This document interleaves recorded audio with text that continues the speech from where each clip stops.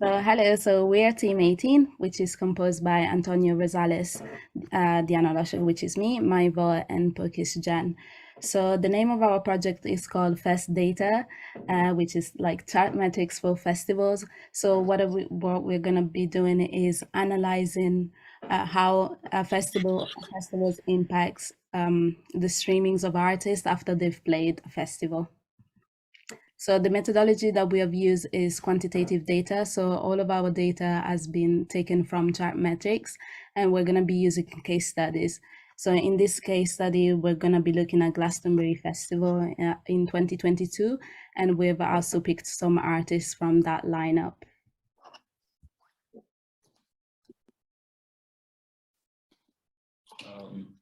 Everyone, my name is Pokyes Jan.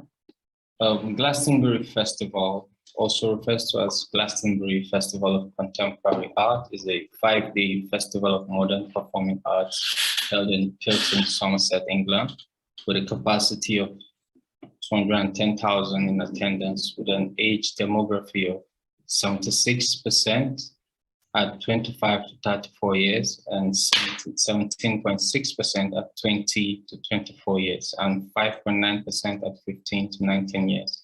Even when this festival is big enough, there isn't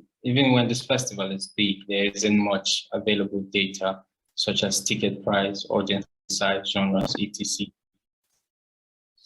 I'm going to allow Diane to continue with the presentation. Yes, so the way we can assess the live entertainment results of this festival into the life of this artist would be like picking artists and going into the information they have in Chartmetrics and dig and see what can we find in there. So next slide, please. Yeah, so first we can see the self-esteem artist. As we can see at the left, the Spotify followers got a peak in the daily followers from right after the Glastonbury. So we can see a clear jump into the trending, as well as in the Spotify monthly listeners that we can see in the middle. Actually, here we can see how the trend changed. As well as for the Instagram followers in the point in blue in the right chart here. So we can guess, of course, that this artist got a good result after her presentation in the festival in the 25th of January of June in 2022. In the next slide, we can see the Lewis McLaughlin artist, which went to the festival thanks to his participation into an audition of emerging artists. He also got a good results in their Spotify followers after being in the festival. In the chart in the left, we can see the point in blue, which was the best pick in the year for him. And right after this, he also got better results in the trendings, and as well as of the monthly listeners. We can see how it changed the trend he got before from being there in the festival. Can we see, please, the next one? It is not always like that for all the artists. So, for example, in this one, Alfie Templeman, a pop artist, also from UK, he got a peak after the show, but then it came back to the same kind of level of Spotify followers. And as we can see in the monthly listener chart, the chart changed in the other way. It turns down differently that it happens to the others.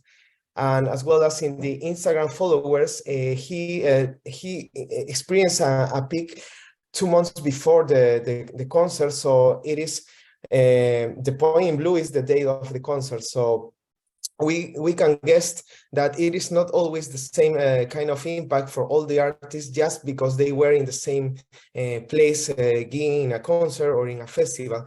That's why we thought that we can if we can have access to more information, as PJ say, like for example, ticketing or prices or size of venues, amount of people that went to the festival, and then we can have more information to not just make a descriptive way of a description of the trends, but also looking for a correlation between facts that we can see. So that's why we came to the idea that Mai is gonna talk. Yeah. So basically, FestData will be another. I'm sorry, guys, but time is up. You did close. You got close up. Okay, so judges, you have 2 to 3 minutes for questions. Please go ahead.